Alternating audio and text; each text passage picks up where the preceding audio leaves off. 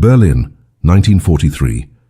In a grey stone building on Prince Albrechtstrasse, where the screams of the interrogated sometimes echoed through ventilation shafts, a young woman named Maria Terwil sat at her typewriter and made a decision that could get her shot before sunrise. She was 26 years old, blonde, efficient, and to everyone around her, the perfect Nazi secretary.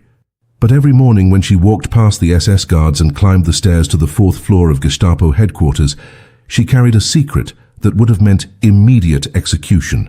She was systematically destroying the Nazis' own files to save lives. Not hundreds of files, not a few dozen. We are talking about more than 600 individual dossiers, each one a death sentence waiting to be signed, each one representing a human being marked for arrest, torture, and almost certain death in the camps. And she made them disappear as if they had never existed. The Gestapo headquarters was not just any building. This was the nerve center of Nazi terror, the place where decisions about life and death were made with bureaucratic coldness. Every floor hummed with the sound of typewriters clacking, filing cabinets opening and closing, boots marching down hallways. The smell of cigarette smoke mixed with the acrid scent of fear that seemed to seep from the interrogation rooms in the basement. Maria worked in the documentation department, a position that gave her access to something incredibly dangerous: the master files of suspected enemies of the Reich. These were not random papers. These were meticulously organized dossiers on communists, Jews in hiding, resistance members, Christians who refused to salute Hitler, and anyone else the regime wanted to crush. Her job was simple and terrifying: organize them, file them, make sure every name was catalogued, every address was current, every piece of evidence was ready for when the Gestapo came knocking. She was supposed to be a cog in the murder machine. But Maria Terwil was not what she seemed. Born into a Catholic family in Munich, she had watched with growing horror as her country descended into madness. By 1938, when the synagogues burned during Kristallnacht, she knew she could not stay silent. But she also knew that open resistance meant death. So she did something almost unthinkable. She applied for a job at the very heart of the beast. She wanted to be where the killing began, where the lists were made, where the orders originated. Her plan was insane and required nerves of absolute steel. She would work for the Gestapo, gain their trust, and then sabotage them from within. When she got the job in 1941, her friends in the underground resistance thought she had lost her mind. They were wrong. She had found the perfect weapon: access. The system was supposed to be foolproof. Every file that came across her desk was numbered, cross-referenced, stamped with official seals. The Gestapo prided itself on German efficiency, on the idea that no enemy of the state could escape their paper trail. But Maria understood something that her superiors, drunk on their own power, had overlooked. The system only worked if the people running it were loyal. And she was not loyal. She was a saboteur in a cardigan and sensible shoes. Her method was brilliant in its simplicity. When a new dossier came in, she would read it quickly, assess the danger level, and if the person inside was marked for immediate arrest, she would do something extraordinary. She would refile it, not in the active investigation drawer, but in the closed cases, the dead files, the bureaucratic graveyard where papers went to be forgotten. She would change a date here, smudge a stamp there, make a file look like it had already been processed, and the suspect cleared or already dealt with. The risk was astronomical. The Gestapo employed internal investigators whose only job was to catch traitors within their own ranks. One misplaced file could trigger an audit. One suspicious colleague could report her. One angry supervisor having a bad day could decide to double-check her work. If caught, there would be no trial, no appeal, no mercy. She would be dragged to the basement, tortured until she gave up every name she knew, and then executed. Her family would be arrested. Her friends would disappear. The penalty for betraying the Gestapo was not just death, but the annihilation of everyone you loved. And yet every single day she walked into that building and committed treason. Every single day she saved lives, while SS officers walked past her desk and complimented her efficiency. The most terrifying part was not the constant danger of discovery. It was the isolation. Maria could not tell anyone what she was doing, not her parents, not her neighbors. Not even most of her resistance contacts. The fewer people who knew, the safer everyone was. So she lived a double life so complete that it would have broken most people. At work, she smiled at her supervisors, shared coffee with other secretaries, typed reports about arrests and executions with steady hands. At home, she lay awake at night, wondering if tomorrow would be the day someone noticed a missing file, if tomorrow would be the day the Gestapo came for her. But she kept going. Because somewhere in Berlin, people whose names had been on those files were still free, still breathing, still alive, because a secretary had decided that one person could make a difference.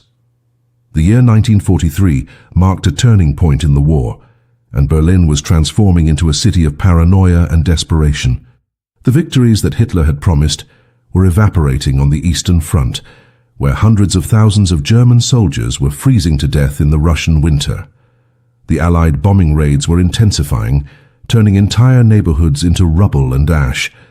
Every night, air raid sirens would wail across the city, and people would scramble into shelters, wondering if they would see morning. But even as external enemies closed in, the Nazi regime became more obsessed with internal threats. The Gestapo was not scaling back its operations, it was doubling down. Hitler and Himmler believed that traitors within Germany were sabotaging the war effort, that Jews still in hiding were somehow undermining the Reich, that every setback was the result of betrayal rather than their own catastrophic decisions. This meant one thing for Maria: more files, more names, more lives hanging in the balance. The documentation department where Maria worked was drowning in paperwork. New dossiers were arriving daily, sometimes hourly. Informants were everywhere in Nazi Germany. Your neighbor could report you for complaining about food rations. A colleague could turn you in for making a joke about Hitler. A former friend could denounce you for listening to foreign radio broadcasts. The Gestapo encouraged this culture of suspicion, even rewarding people who informed on others. Every denunciation created a file, and every file needed to be processed, investigated, and acted upon. Maria's desk became a bottleneck of death sentences, a pile of paper that represented human beings waiting to be arrested. The workload was crushing, but for Maria it was also an opportunity. The more chaotic the system became, the easier it was to make files disappear without anyone noticing. But the pressure was building in ways that terrified her. New managers were being brought in, younger SS officers who were fanatically loyal and desperate to prove themselves. They started implementing new tracking systems, adding layers of verification that Maria had to navigate. One particular officer, an uptight bureaucrat named Klaus Hoffmann, began conducting random audits of processed files. He would show up at desks without warning, demanding to see documentation trails, asking why certain cases had been closed or delayed. Maria watched him move through the office like a predator, and she knew it was only a matter of time before he reached her desk. She could not afford to panic. Panic meant mistakes, and mistakes meant death.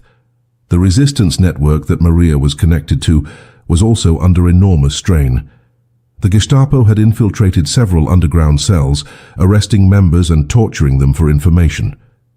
Communication became almost impossible. The dead drops where Maria would occasionally receive coded messages were being watched. Friends simply vanished overnight, their apartments raided, their families interrogated. Maria had to assume that at any moment someone under torture might mention her name, might reveal that there was a source inside Gestapo headquarters. She started varying her routes to work, never taking the same tram twice in a row, watching for anyone who might be following her. The constant vigilance was exhausting, but it kept her alive. Then came the incident that nearly exposed everything. A file that Maria had deliberately buried resurfaced during a routine check by another department. It belonged to a Jewish family hiding in a friend's attic, and someone had requested an update on the case. The file had been marked as closed and the suspects listed as already deported, but now a cross-departmental inquiry was asking questions. Why was there no transport record? Why was there no confirmation from the camp system? Maria had 48 hours to create a plausible explanation before the audit reached her supervisor. She was running out of time, running out of luck, and she knew that one wrong move would bring the entire house of cards crashing down on her head. Maria spent that night in her small apartment, staring at the ceiling, her mind racing through every possible solution. She could not simply make the inquiry disappear because it had already been logged in multiple departments. She could not claim the file had been lost because that would trigger an even more intensive investigation. The only option was to create a paper trail that looked legitimate, that would satisfy the auditors and make them move on to the next case. So she did something incredibly risky. The next morning she arrived at the office an hour early, before most of her colleagues, and she forged a transport document. Using official Gestapo letterhead that she had access to, she created a fake confirmation that the Jewish family in question had been processed through a transit camp in Poland 6 months earlier. She backdated it, added realistic bureaucratic language, and even included a reference number that corresponded to an actual transport that had occurred around that time. Then she filed it exactly where it should have been if the process had been legitimate.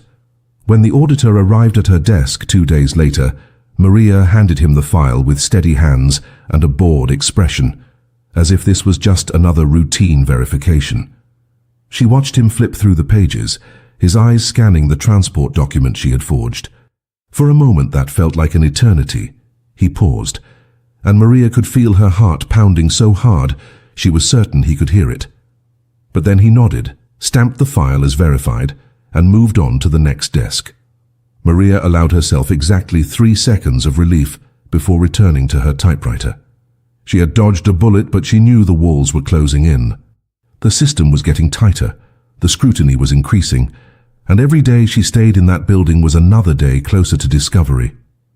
The reality of working inside Gestapo headquarters was a psychological nightmare that most people could never understand. Maria was not hiding in shadows or sneaking through back alleys.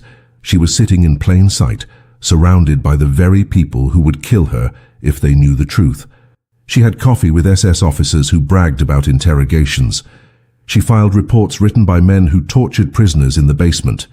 She typed letters signed by officials who were organizing the extermination of entire communities.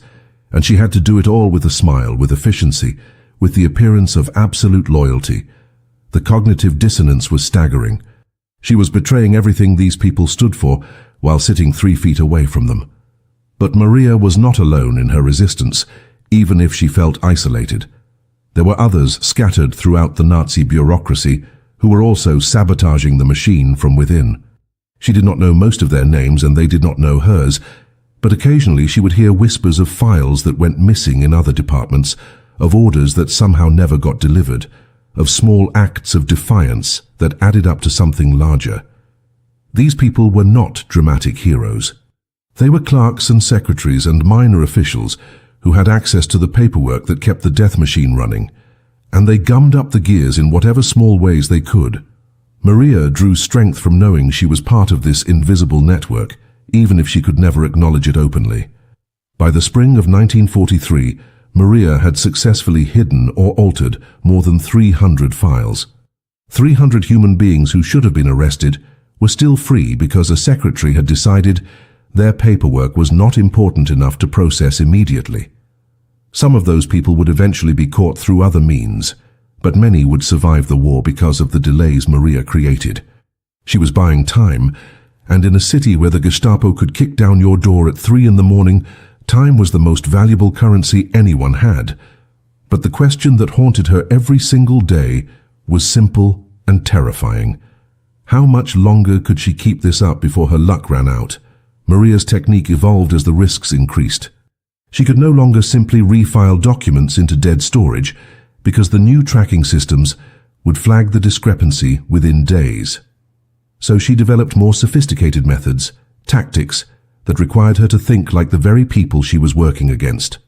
When a high-priority arrest order came across her desk, she would sometimes delay it by routing it through unnecessary approval channels, adding bureaucratic steps that did not actually exist but looked official enough that no one questioned them.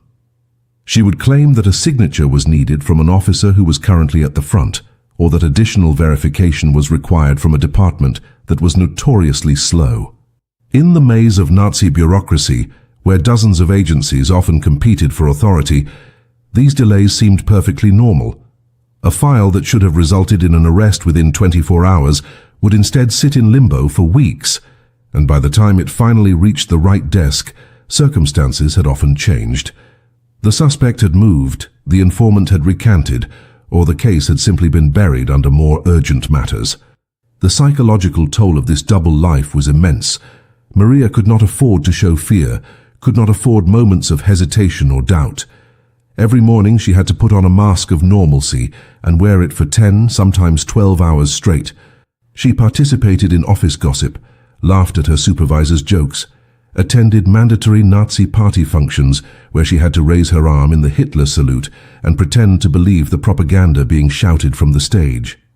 The dissonance between who she was and who she pretended to be created a kind of internal split that she could feel widening with each passing month. At night, alone in her apartment, she would sometimes break down, the weight of what she was doing crushing her. She could not talk to anyone about it. She could not seek comfort or advice. She carried the burden in complete isolation, and it was destroying her from the inside. The bombing raids that intensified throughout 1943 added another layer of chaos that Maria learned to exploit. When Allied planes dropped their payloads on Berlin, the city would descend into pandemonium. Buildings collapsed, fires raged, and in the aftermath, records were often lost or damaged. Maria began to use these raids strategically. If a particularly dangerous file crossed her desk, one that she could not delay through bureaucratic means, she would sometimes hold on to it until the next air raid. Then, in the confusion of the aftermath, when people were digging through rubble and trying to account for casualties, she would claim that certain files had been destroyed in the bombing. She kept a mental catalogue of which parts of the city had been hit hardest, which government buildings had sustained damage, and she would craft plausible stories about how documents had been lost in fires or buried under debris. It was a risky strategy because false reports could be verified, but in the chaos of a city under siege, verification was often impossible. Her closest call came in June of 1943. A Gestapo investigator named Werner Krauss began looking into a pattern of missing files from her department. He was methodical and suspicious by nature, the kind of man who trusted no one and saw conspiracies everywhere. Maria knew she was on his radar when he started asking her colleagues casual questions about her work habits, about whether she ever seemed nervous or made unusual requests. She could feel the net tightening. Krauss began sitting near her desk during lunch breaks, watching her, looking for any sign of irregularity. Maria knew she had to act completely normal, had to give him nothing to work with. So she did something counterintuitive. She volunteered to help him with his investigation. She approached Krauss directly, told him she had heard he was looking into departmental inefficiencies, and offered to review her own filing system to help identify any problems. It was a bold move, walking directly into the lion's mouth, but it worked. By appearing eager to cooperate, by showing no fear or defensiveness, she disarmed his suspicion. She spent 2 days going through files with him, pointing out legitimate clerical errors that had nothing to do with her sabotage, suggesting improvements to the tracking system that made her look like a dedicated employee concerned with efficiency. Krauss eventually concluded that the missing files were the result of incompetence by other staff members and poor interdepartmental communication, not deliberate sabotage. Maria had turned a potentially fatal investigation into an opportunity to enhance her cover, but the encounter left her shaken. She realized that no matter how careful she was, discovery was always one observant person away. By the autumn of 1943, Maria had refined her operation to an art form, but the human cost of what she was witnessing every day was beginning to break through her carefully constructed emotional barriers. She was not just shuffling papers. She was reading the intimate details of people's lives before they were destroyed. She knew the names of children who would be torn from their parents. She knew the addresses of families who would be dragged from their homes in the middle of the night. She knew the stories of ordinary people whose only crime was being Jewish or communist, or simply having said the wrong thing to the wrong person. Every file she saved was a victory, but every file she could not save haunted her. There were cases where the arrest order came from too high up, where too many people had already seen the documentation, where making it disappear would have been impossible without exposing herself. In those moments, Maria had to make a devastating choice: save herself to fight another day, or risk everything for one person. She chose survival, and the guilt of those decisions sat in her stomach like stones. She would see the names on the deportation lists that were posted internally, and she would know that some of those people had crossed her desk, and she had done nothing. The resistance network that Maria was loosely connected to began asking more of her as the war turned against Germany. They wanted her to do more than just hide files. They wanted intelligence, troop movements, names of Gestapo agents operating undercover, details about upcoming raids on resistance cells. Maria understood the logic, but she also understood the risk. Every piece of information she passed along was another thread that could lead back to her. She agreed to provide limited intelligence, but only when it could not be traced to her specific access. She would memorize details from reports that crossed her desk and pass them verbally through a complex chain of intermediaries, never writing anything down, never meeting the same contact twice. The information she provided helped the resistance avoid several Gestapo traps and warned Jewish families about imminent raids, giving them hours to flee. But it also meant she was no longer just a passive saboteur hiding files. She was an active spy, and the penalty for espionage was even more brutal than simple treason. If caught, she would not just be executed. She would be tortured for weeks to extract every name, every contact, every detail of the resistance network she had touched. The mental strain of operating at this level began to show in ways Maria could not completely control. She lost weight because food had no taste, and her stomach was constantly knotted with anxiety.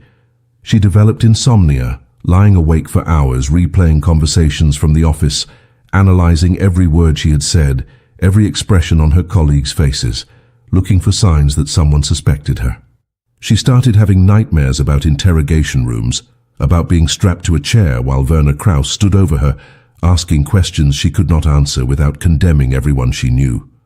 She would wake up in a cold sweat, her heart racing, and have to remind herself that she was still free, still undiscovered, still alive. But the line between nightmare and reality was becoming dangerously thin. The paranoia that was necessary for survival was starting to consume her. She saw threats everywhere, read suspicion into every casual glance from a co-worker, interpreted every unexpected meeting request as the beginning of the end. She knew she was approaching a breaking point, but she also knew she could not stop.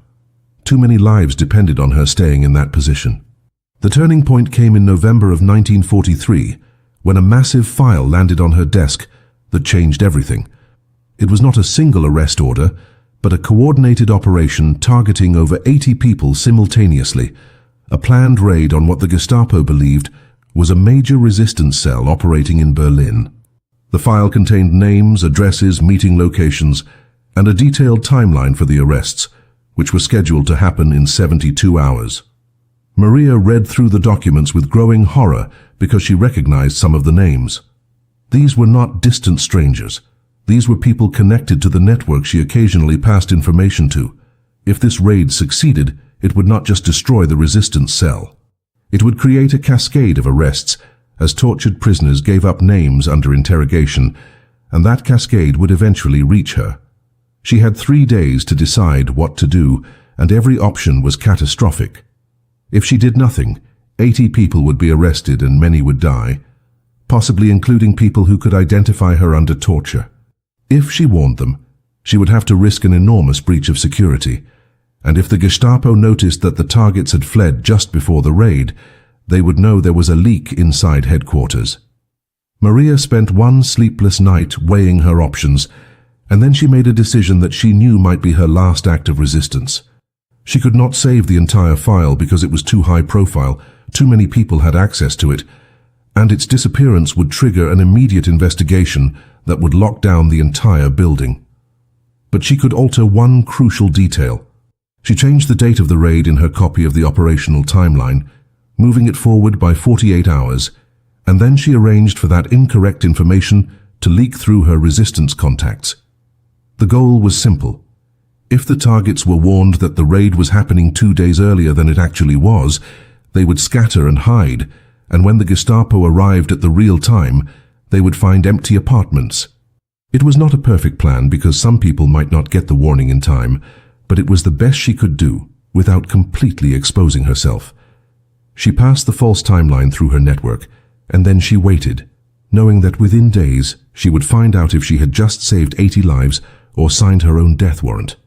The day of the actual raid, Maria sat at her desk with her hands folded, trying to look absorbed in routine paperwork while her entire body felt like it was vibrating with tension. She could hear the SS officers preparing in the hallway, checking their weapons, reviewing the addresses one final time. They were confident, almost cheerful, anticipating an easy roundup of enemies who had no idea what was coming. Maria kept her eyes on her typewriter, her fingers moving mechanically across the keys, typing a report that she would not remember a single word of later. At precisely 6 in the morning, the teams left the building in a convoy of black vehicles, and Maria knew that within 2 hours she would know whether her gamble had worked. If the apartments were full of people caught sleeping, unaware and unprepared, then her warning had failed to reach them in time. If the apartments were empty, then she had succeeded, but she would also have to face the fury of her superiors who would demand to know how the targets had known to flee. The officers returned 4 hours later, and Maria could tell from the sound of their boots in the hallway that something had gone wrong. They were not marching with the rhythm of victory. They were stomping with frustration and anger. She heard shouting, furniture being kicked, doors slamming. When her supervisor emerged from the operational briefing, his face was red with rage. The raid had been a complete disaster.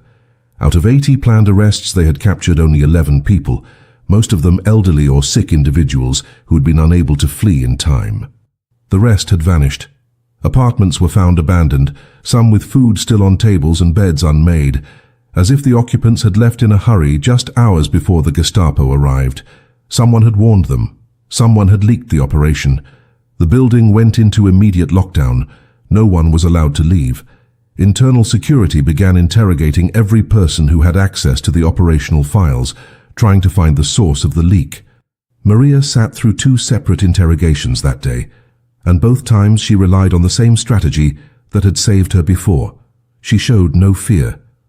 When questioned about her handling of the files, she pulled out her meticulous documentation, showed them her processing logs, walked them through every step of her work with the confidence of someone who had nothing to hide.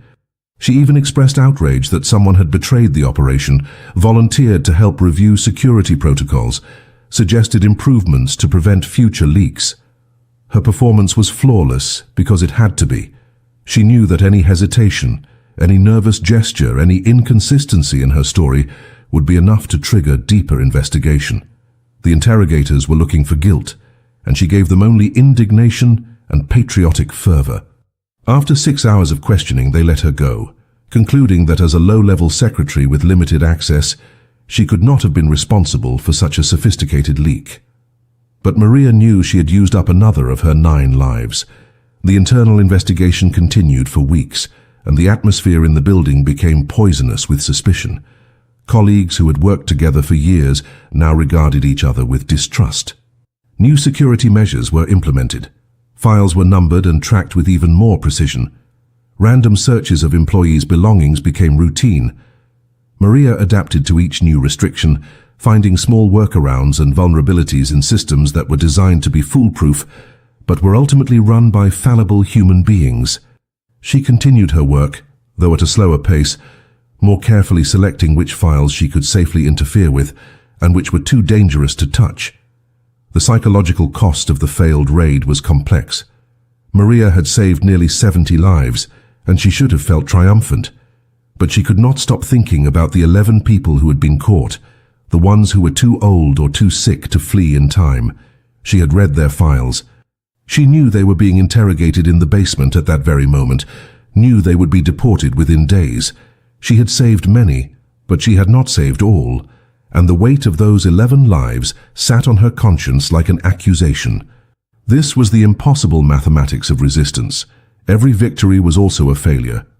Every life saved came with the knowledge of lives lost, and there was never a moment of pure triumph, only the grinding awareness that tomorrow she would have to do it all over again.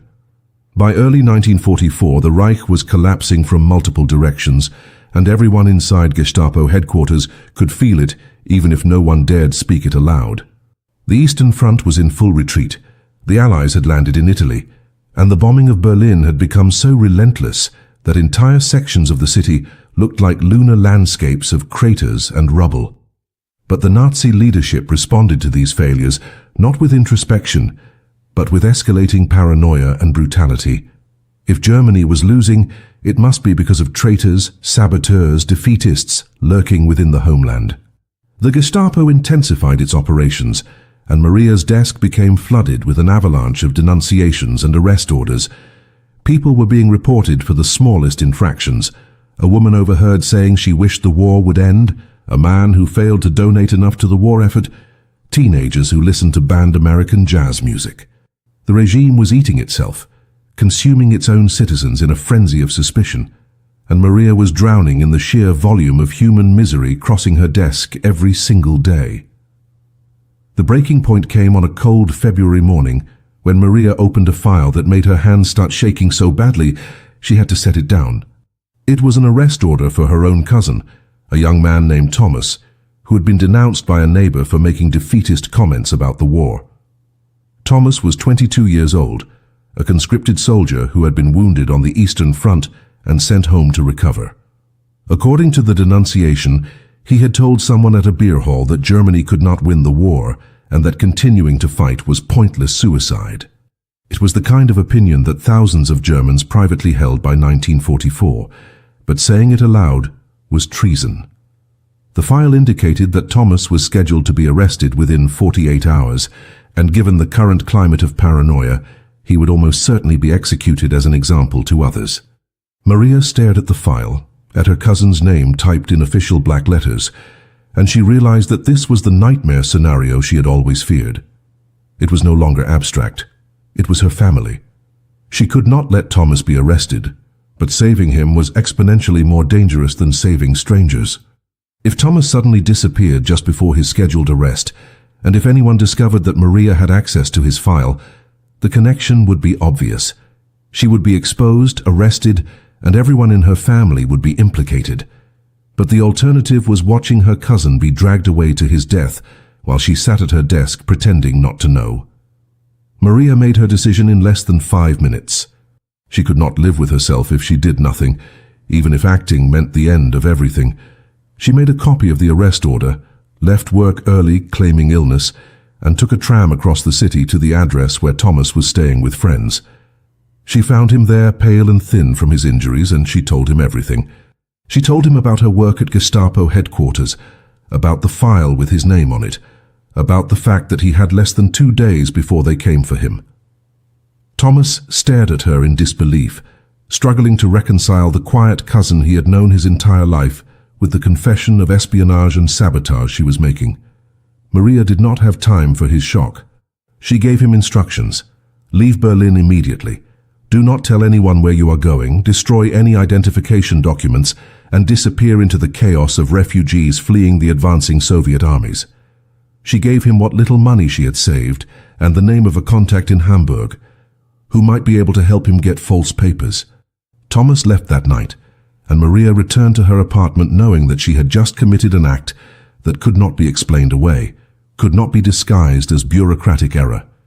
If anyone investigated why Thomas had fled just before his arrest, the trail would lead directly to her. The next day, Maria went to work as usual, filed the arrest order for Thomas into the system as if nothing had happened, and waited for the SS officers to report back that the suspect had fled.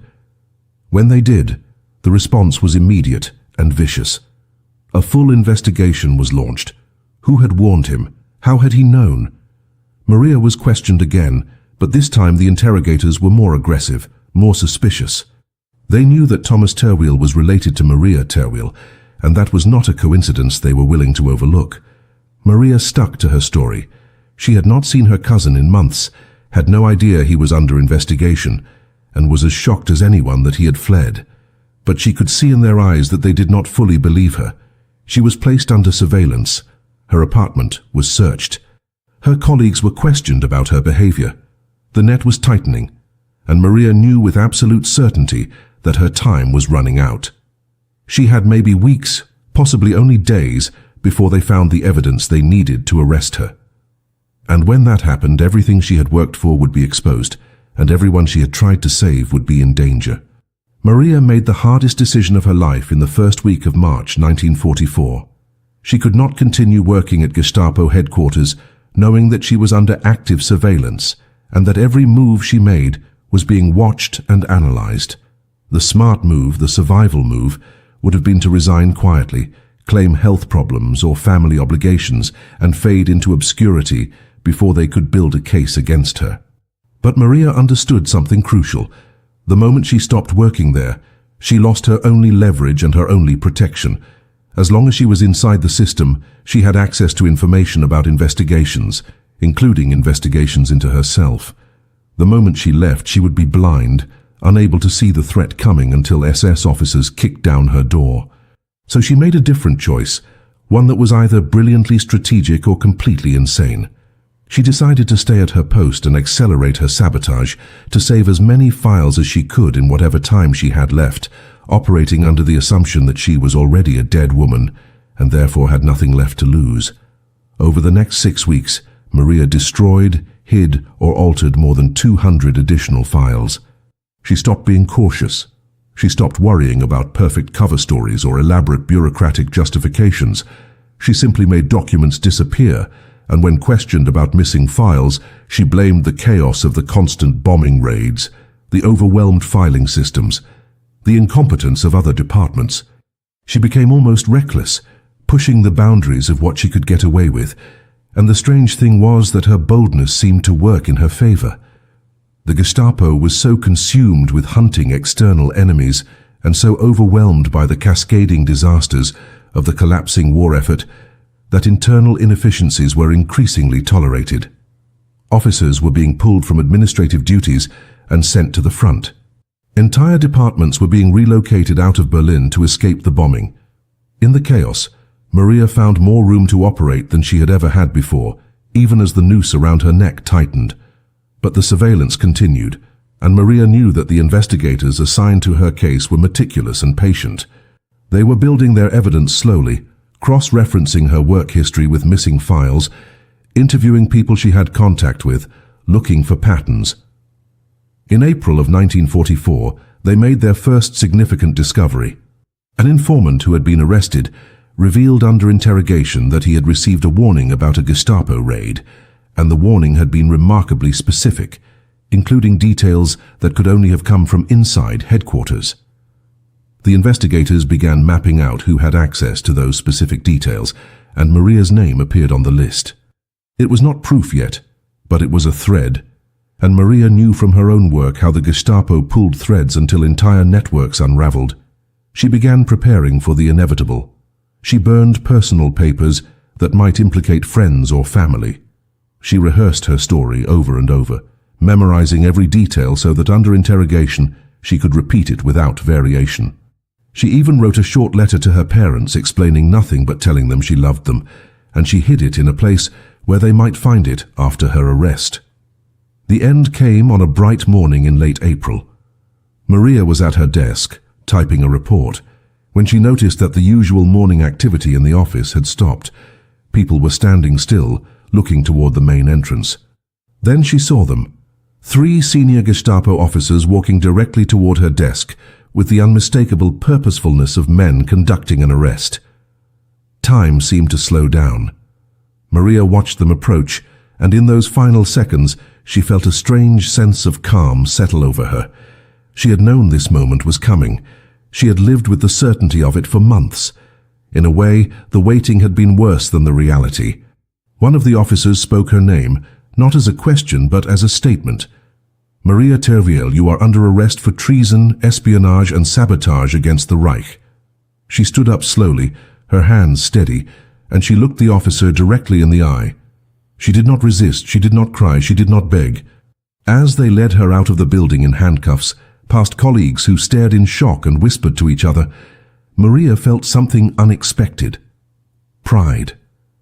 They had caught her, yes, but they had caught her years too late. She had saved hundreds of lives. She had thrown sand in the gears of the Nazi murder machine for nearly 3 years. She had fought them from inside their own fortress, and they had not even known she was there until the very end. Now they would torture her for names, and she would give them nothing. They would try to break her, and she would not break. They would kill her, but they could not undo what she had already done. The files she had hidden were still hidden. The people she had saved were still alive.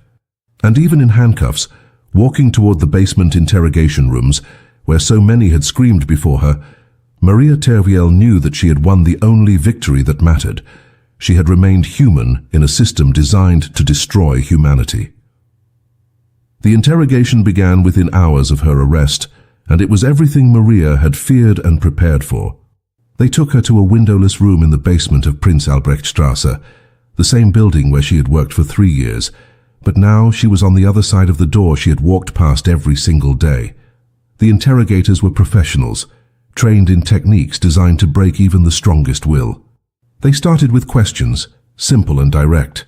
Who else was involved? Who had she passed information to? What resistance networks was she connected to?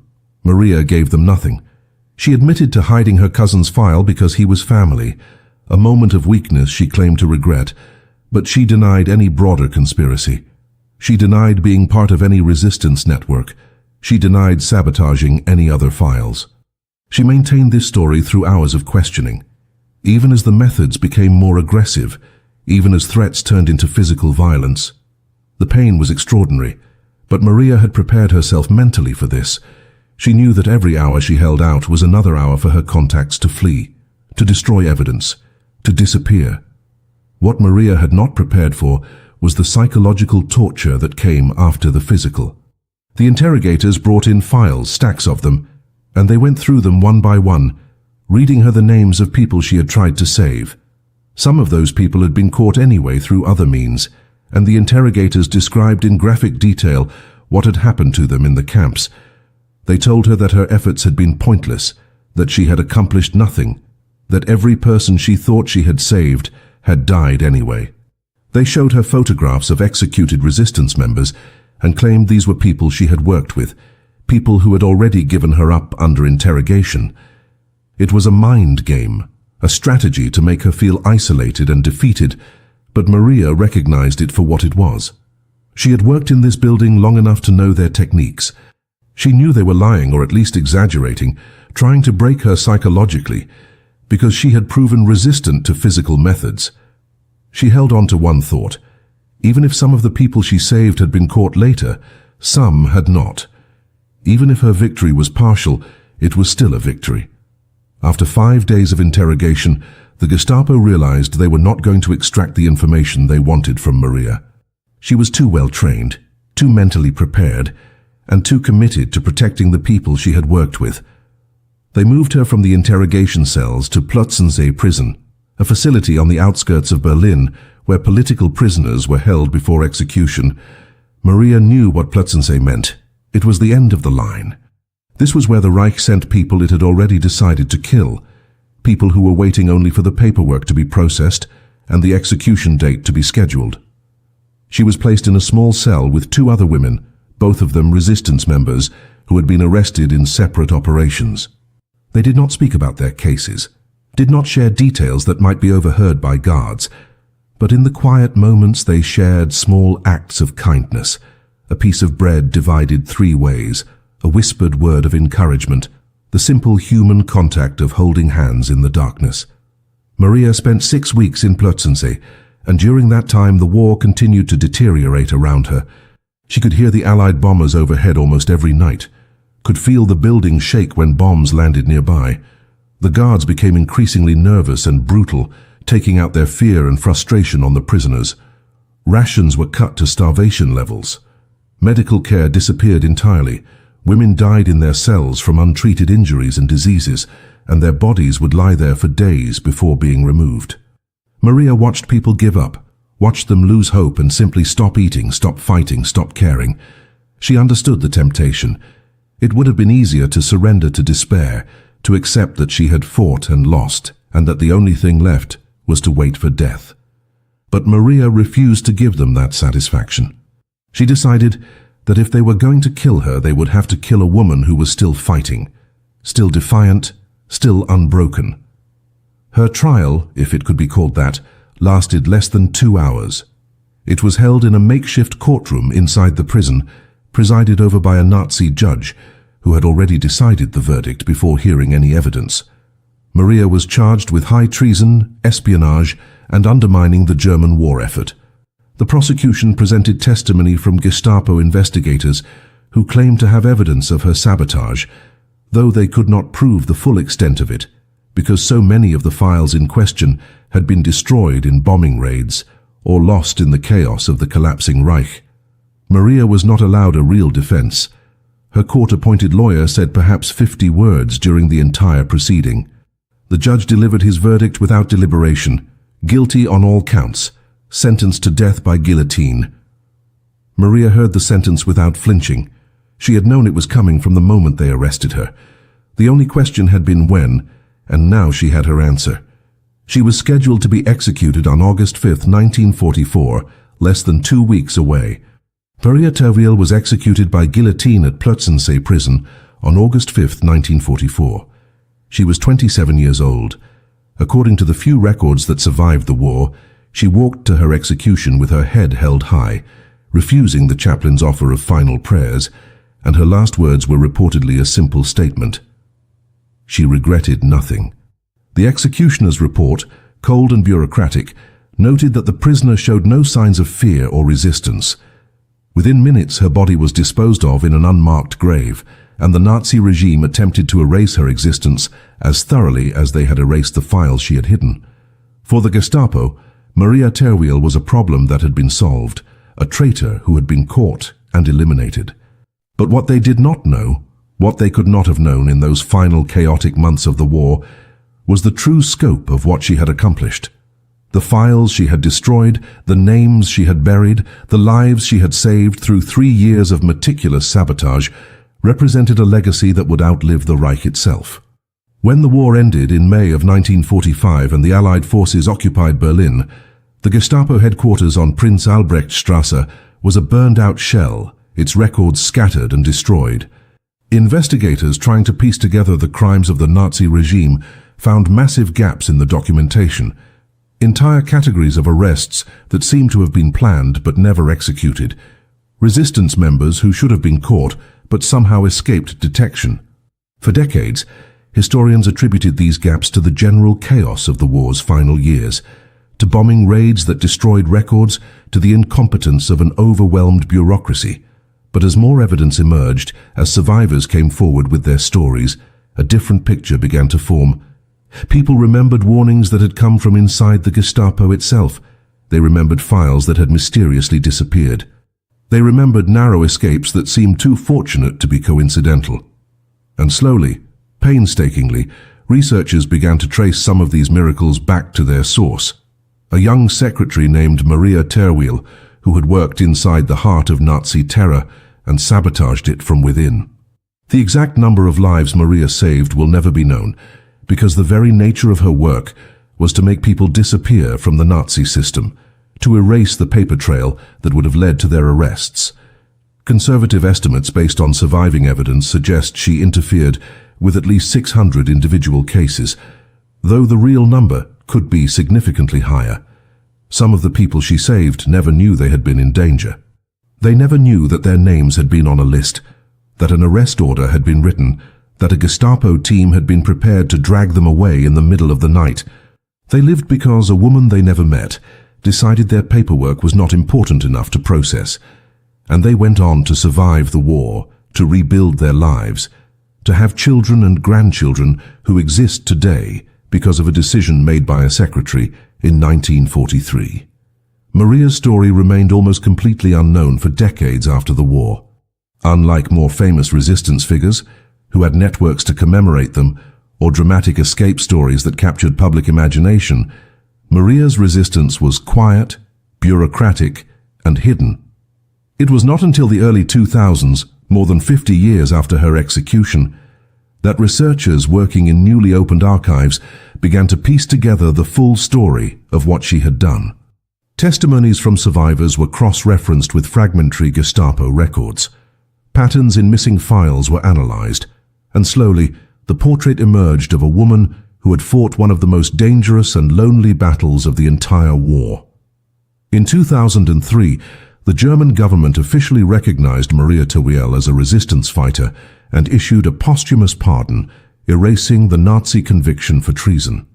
A small memorial plaque was placed on the site where Gestapo headquarters once stood, listing her name among other resistance members who had been executed there. But even today, Maria's story remains largely unknown outside of academic circles and specialized Holocaust education. She has no dramatic movie, no best-selling biography, no widespread recognition in popular culture. And perhaps that is the final tragedy of Maria Teruel's story. That a woman who saved hundreds of lives at the cost of her own, who spent 3 years fighting the Nazi regime from inside its own headquarters, who faced torture and execution without breaking, remains a footnote in history. Her story challenges our comfortable narratives about resistance because it was not glamorous or dramatic. It was typing and filing and bureaucratic sabotage done by a quiet young woman who would have been completely unremarkable in any other time. But in the darkness of Nazi Germany, that unremarkable secretary became a hero who proved that one person, armed with nothing but courage and access to the machinery of evil, could save lives that the regime had already condemned to death. Her legacy lives on not in monuments or medals, but in the descendants of the people she saved, in families that exist because a woman whose name they may never know decided that human life mattered more than her own survival. That is the story they did not want you to know. That is the truth that was almost lost to history. And that is why Maria Teruel deserves to be remembered.